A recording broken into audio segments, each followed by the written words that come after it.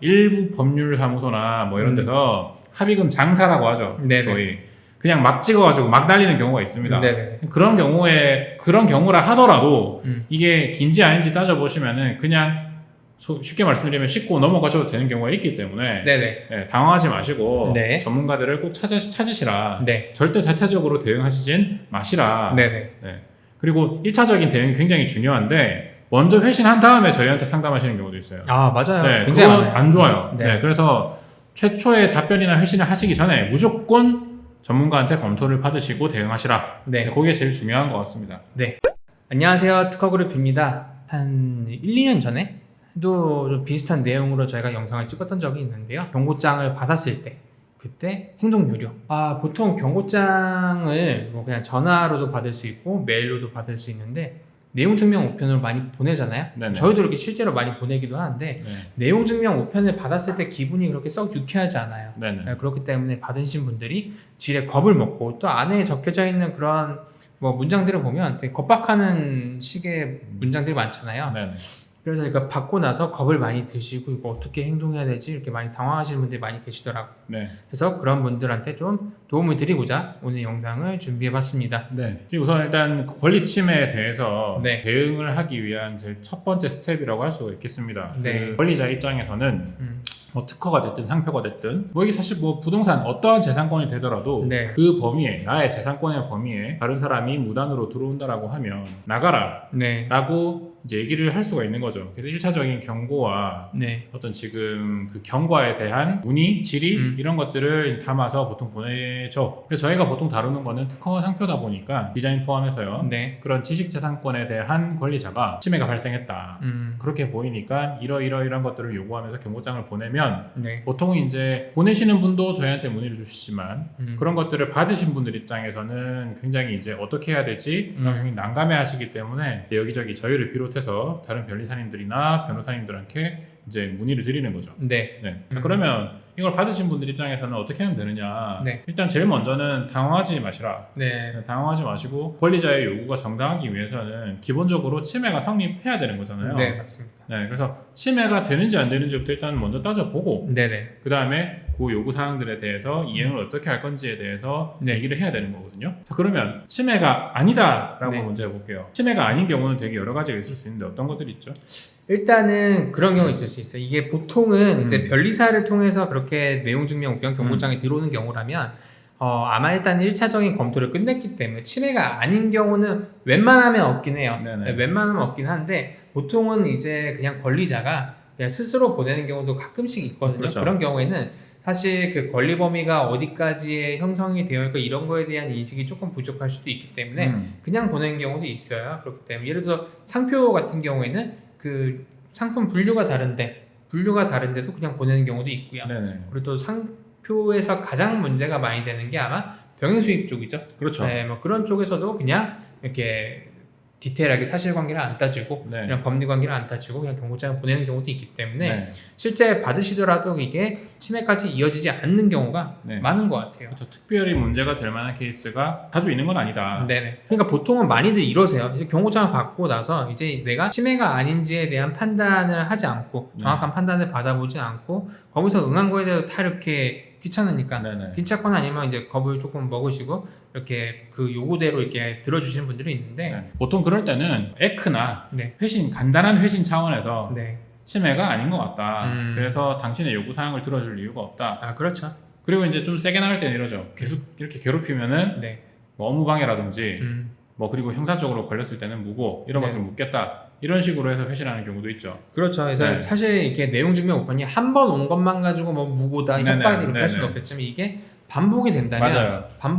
이거는 업무방해에 해당이 그렇죠. 될 수도 있는 네네. 거고요. 그건 진정상품 병행 수입을 방해하는 행위도 이제 부경법으로 처벌을 받을 수가 있습니다. 네네. 네, 그렇기 때문에 오히려 저희가 역으로 이제 걸 수 있는 것들이 많아요. 그렇죠. 그러니까 항상 경고장을 받았을 때는 당황하지 마시고 네. 이제 가까운 변리사를 통해서 상담을 받아보시는 게 가장 중요하다고 할 수가 있겠습니다. 네. 자, 그러면 이제 저희가 치매가 아니라고 판단되는 경우에는 이렇게 하면 된다. 네. 라는 정도로 말씀드렸고. 네. 자, 근데 아무리 꼼꼼히 봐도 이거는 치매다. 이렇게 보일 때는 저희는 보통 어떻게 얘기를 하죠? 판매를 빨리 중단하시고 네. 상품을 내리셔야 된다. 네. 이렇게 말씀을 드립니다. 빨리 내려야 되는 이유는 우선 치매 금지에 대해서는 수긍을 해야 되는 거예요. 네. 네, 하지 마라. 왜냐면 치매인데 계속하면 어떡해요, 그렇죠? 그래서 하지 말라는 게 판매를 중단하라는 것도 되지만 청약이나 사용에 일절에 관한 행위를 다 중단하라는 거거든요. 네네. 그래서 일단 저희는 심플하게 제품 다 내리고 중단해라 이렇게 얘기를 합니다. 네. 우선은. 네. 그 다음에 이제 이런 것들 있죠. 뭐 이제 손해배상으로 넘어가 봐야 되겠죠. 네네. 손해액은 내 기준으로 보면 안 돼요. 그럼요. 권리자 기준으로 봐야 되는 네네. 거거든요. 이제 권리자의 손해를 배상해야 되는 거기 네. 때문에 그래서 예를 들어서 1,000원짜리 제품을 팝니다. 네. 네, 팔고 있는데 마진이 한 50%예요.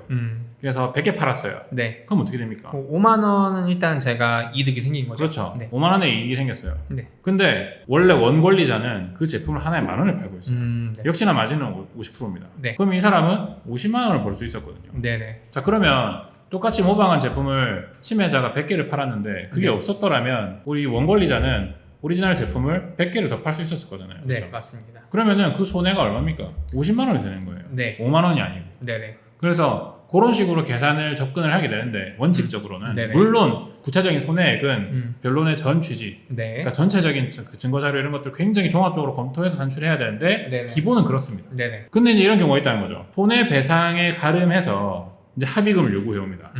자, 합의금 500만 원 며칠까지 이 계좌로 넣어라. 네. 걸릴 테면 걸려라 라는 생각으로 일단 뿌리는 것 같아요. 네. 왜냐하면 잘 모르시는 분들은 내용 증명을 받고 나서 어떤 변리사라든지 그러니까 대응 차원의 상담을 할 생각도 못 하시고 무조건 협조하시는 경우도 있을 거란 말이에요. 네네. 한 50군데 보냈는데 한 5군데만 걸려도 이 사람 입장에서 남는 장사라고 생각할 수 있거든요. 네네. 근데 이제 그 합의금 산정이 어쨌든 손해배상액에 가름해서 산정이 돼야 되는데 네. 일괄적으로 뿌리다 보니까 손해를 나는 원권리자한테 손해를 전혀 발생시키지 않았음에도 불구하고 합의금으로 1,000만 원 내놔라고 써져 있는 내용 증명을 받는 경우가 있다는 거죠. 그렇죠. 그래서 그런 경우에는 상담을 통해 가지고 이거 전혀 이유 없는 거다. 그러니까 웃기지 마라 이런 식으로 해서 답변을 할 방법을 찾아야 되는 거예요. 아, 그럼요. 그래서 치매 금지하고 손해배상을 요구하는 것은 다른 겁니다. 네. 네, 그래서 치매 금지에 응할 수는 있으나 합의금에 대해서는 이 요구하는 합의금이 정당한지 그리고 내야 하는 건지 네. 이걸 따져봐야 되는 거거든요. 그럼요. 그래서 그런 것들을 따져보시고 침착하게 대응을 하셔야 된다. 네네. 저는 한 90% 이상이 모르고 그렇게 되는 경우가 많은 것 같아요. 이게 모르고 하시고 보통 요새는 또 도매 사이트에서 자동으로 이제 물건을 꼬라서 네네. 쇼핑몰에 등록이 된다고 또 하더라고요. 뭐 그런 메커니즘에 대해서는 저는 잘 모르겠지만 그러다 보니까 일일이 다 이제 컨트롤이 안 되는 거죠. 그러다 보니까 경고장도 이렇게 많이 받고 이러는데 보통 이렇게 경고장을 받으시는 분들이 이게 뭐 유튜브 하시는 분이 좀 그런 논리를 펴시는 경우도 있는 것 같아요. 이 경고장을 보낸 사람을 뭔가 악의 집단으로 이렇게 좀 포장을 하시더라고요. 네. 근데 어떻게 보면 정당한 권리 행사거든요. 그렇죠. 그러니까 그거에 대해서는 네. 사실 욕을 하면 안 되는 거예요. 물론 내가 치매가 아님에도 불구하고 그런 걸 보낸 사람한테는 뭐 얼마든지 욕을 할 수 있겠지만 대부분 그런 경우가 아니라면 사실은 이거는 정당한 권리 행사이기 때문에 거기에 대해서는 사실은 저희가 잘못한 부분, 그러니까 모르고 한 것도 어떻게 보면 이제 법적으로는 잘못이 될 수가 있기 때문에 그거에 대해서는 저희가 그쪽의 권리자의 요구를 합리적인 범위 안에서 수용해 줄 필요는 충분히 있다고 저는 생각을 하고 있습니다. 네네. 어쨌든 그 경고장이 날아왔을 때 대응하는 방식은 내가 책임져야 되는 범위 이내에서만 답변을 하거나 아니면은 행동을 취하면 된다라는 부분이지 그걸 넘어서는 부분까지 굳이 끌려다니실 필요는 절대 없고 그리고 그러기 위해서는 더 큰 화를 면하기 위해서는 뭐 많게는 10만 원, 뭐 적게는 5만 원 이렇게 해가지고서 변리사님들 주변에 계신 변리사님들이랑 상담을 해보시는 게 상당히 바람직하다. 네. 절대로 거기다가 임의로 회신하셨다가는 잘못하면 코 깰 수가 있다. 그래서 그렇게 조심하셔야 될 것 같고요. 경고장을 보내는 행위 자체가 이거 굉장히 부당하고 부정하고 기득권의 어떤 권리 행사인 것처럼 횡포 뭐 이런 것처럼 이렇게 느끼시는 경우가 있는데 그렇지가 않습니다. 내가 내 재산권 보호하자고 돈 들여가지고 특허든 상표든 등록을 해놨는데 제3자가 그냥 무단으로 막 쓰는 행위를 그냥 보고 있을 수는 없는 거죠. 그게 집이라고 생각하면 되게 쉽다니까요. 우리나라 사람들 글자로 써져 있는 거 눈에 안 보이는 거 인정을 잘 안 해서 그렇지 내 집에 막 다른 사람이 막 들어와서 그냥 사는 거야. 그러면 어떻게 할 거예요? 그쵸, 뚝배기 갈라요. 그게 억울해요, 그게. 그렇죠. 그래서 나가라 이러는데 그 나간다는 사람이 억울해 이럴 수는 없는 거잖아요.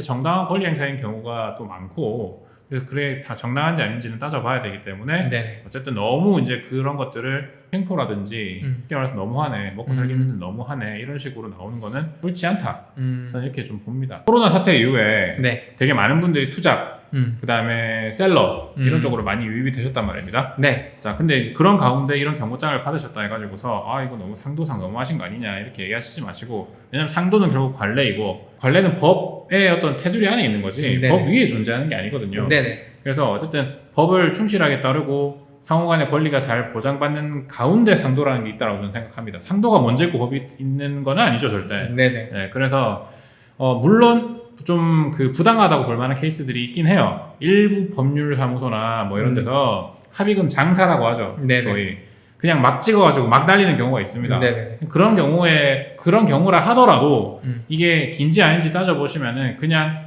쉽게 말씀드리면 씻고 넘어가셔도 되는 경우가 있기 때문에 네네. 네, 당황하지 마시고 네. 전문가들을 꼭 찾으시라. 네. 절대 자체적으로 대응하시진 마시라. 네네. 네. 그리고 1차적인 대응이 굉장히 중요한데 먼저 회신한 다음에 저희한테 상담하시는 경우도 있어요. 아 맞아요. 네, 굉장히 그건 많아요. 안 좋아요. 네. 네, 그래서 최초의 답변이나 회신을 하시기 전에 무조건 전문가한테 검토를 받으시고 대응하시라. 네. 네, 그게 제일 중요한 것 같습니다. 네. 네. 최근에 네. 좀 이런 일들이 너무 비일비재히 일어나가지고 네. 좀 이렇게 받으신 분들한테 비단 뭐 저희뿐만 아니라 다른 이제 그런 변리사님들 찾아가시더라도 이런 내용을 보시고 나서 이제 뭔가 행동요령 익히고 이렇게 상담을 받아보시면 많은 도움이 되실 것 같아요. 네. 진정상품 병행 수입, 그다음에 합의금, 네. 그다음에 뭐 침해 금지 청구, 손해배상 이런 것들 네. 오늘 이제 쭉 강론으로 아주 간단하게만 말씀을 드렸는데 네. 그런 거에 대해서도 기회가 되면 말씀을 좀 세부적으로 구체적으로 드리겠습니다. 네. 그래서 오늘도 시청해주셔서 감사하고 다음에 또 유익한 영상을 찾아뵙도록 하겠습니다. 감사합니다.